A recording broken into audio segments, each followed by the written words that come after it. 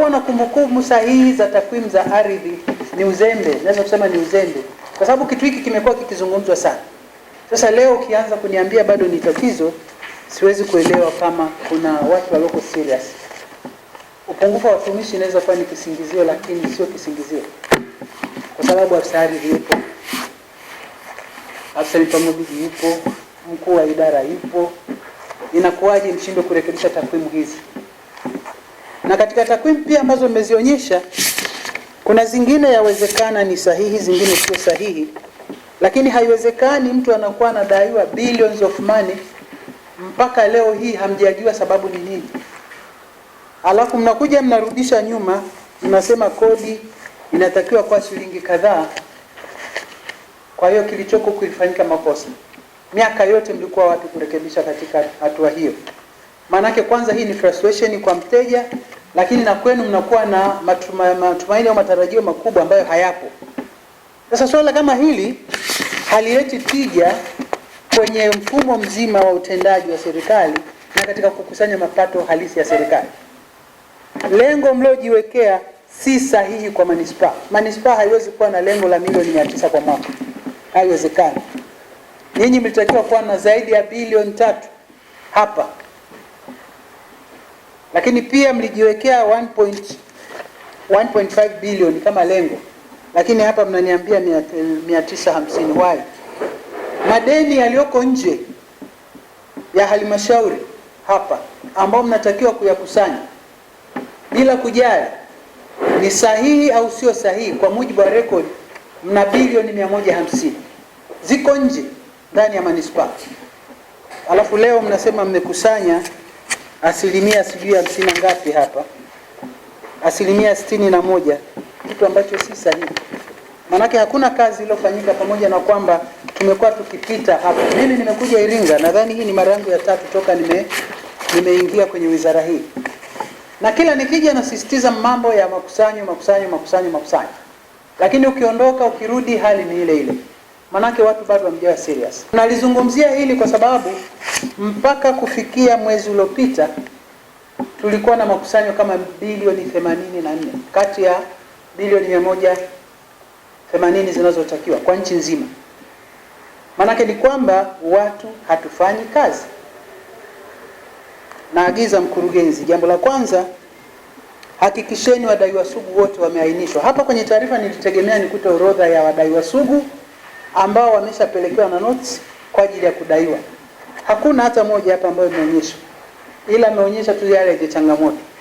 Nataka kuona wadaiwa sugu. Leo ni tarehe 16.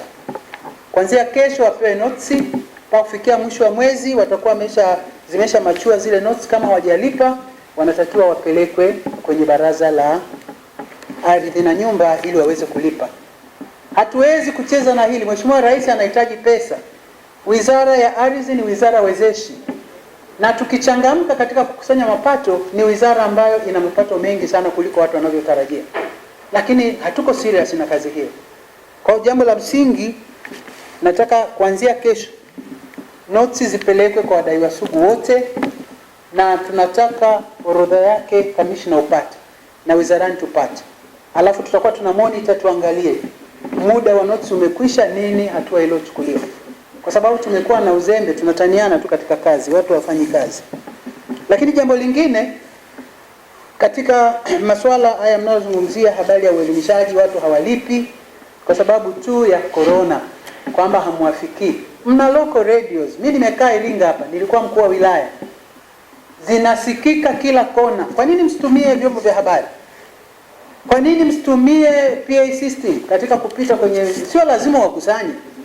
Ukichukua hata mara 2 au mara 3 kwa wiki, PA ikapita inatangaza maeneo ambayo unajua kabisa huko kuna wadaiwa wengi au kuna haja ya kukusanya. Kuna watu wamefimiwa hawajalipa. Unakwenda unachukua nusu saa tu kwenye local radio. Unatoa habari yako pale, na kama una wadaiwa sugu pale unawaomba waje wenyewe. Lakini mnakaa mnangoja mtu aje, mmepata kisingizio cha corona, mnasema hamwezi kwenda eti kwa sababu kuna corona. Hiyo sio sababu. Yaani hiyo sio excuse ya kufuatilia madeni ya serikali. Tumieni kila njia kufikisha mawasiliano. Mimi nimefika hapa kwa ajili hiyo. Sasa wewe unashindwa nini kwenda kwenye mitaa? Mbona hapa tumekutana? Na tumekaa mkao wa corona, ndio maana kila mmoja hapo kamkinga mwenzie. Kwa sababu ameshajikinga, mimi naongea hapa nimeitoa ya kwangu, lakini najua na mimi itafika zamu yangu pia tatakiwa pia kukinga. Nahitaji mawasiliano ambayo yanayoeleweka vizuri. Kwa hiyo katika swala zima la madeni, hao waliopimiwa kwenye upimaji shirikishi hawana sababu yoyote ya kusema kwamba yeye ana viwanja vingi kwa hiyo ameshindwa kulipa.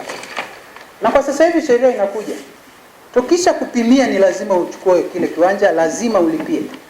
Sasa kama mlikuwa kwenye upimaji shirikishi, amechukua viwanja vingi, halmashauri ya manispaa ya Iringa, take that initiative.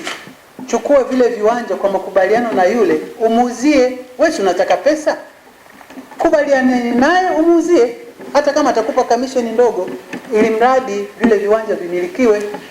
Lakini mtu hawezi kuwa na viwanja 6, hawezi kulipia hata kimoja. Nini maana ya kupima? Maana yake mmepoteza nguvu bure kupima, alafu mtu hawezi kumilikisha. Alafu mnaleta sababu ya kisingizio wana viwanja vingi. Why? Viwanja vingi ni vya kwake, hawezi kumiliki, auze. Ukisha vipanga, ukavipima, maana yake umilikishaji sio lazima amiliki yeye.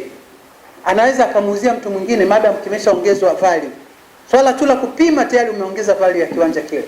Kwa hiyo anaweza akamuuzia mtu mwingine yeyote. Sio lazima yeye avinganganie. Wapeni elimu waweze kujua. Sio lazima nganganie yeye, hawezi, hana uwezo na huwezi kumwachia miaka yote. Na wewe umeshapoteza hela yako katika kupima. Na bahati nzuri wale wenyewe wamelipa ile 1,500,000 katika upimaji. Lakini kulipa alafu asimilikishwe, wewe unafaidika na nini kama manispaa? Huwezi kukusanya kodi yako kwa sababu malipo hayajakamilika. Manake nini? Hilo lifanyeni kazi, lazima watu wote waweze kumilikishwa. Lazima ukisha pima, lazima yule mtu ukamilishe amilikishwe. Jambo lingine ni idadi ya viwanja mlivyo navyo. Wala hamjasema mna viwanja vingapi. Nilitaka kujua vingapi viko kwenye mfumo na vingapi havijaingia. Na kwa nini havijaingia vyote kwenye mfumo kwa 100%? Mnakwepa kutoa taarifa hizo kwa sababu mnajua tu kabisa kwamba kazi hii haijafanyika kama inavyotakiwa kufanyika. Sasa kila leo tunazungumza yale. Kisingizio hakuna watumishi. Mkoa upo una watendaji wote wa idara zote. Fanya kupanga ratiba zako, nenda kwenye halmashauri. Angalia changamoto walionayo kila halmashauri, mjipange mkoa.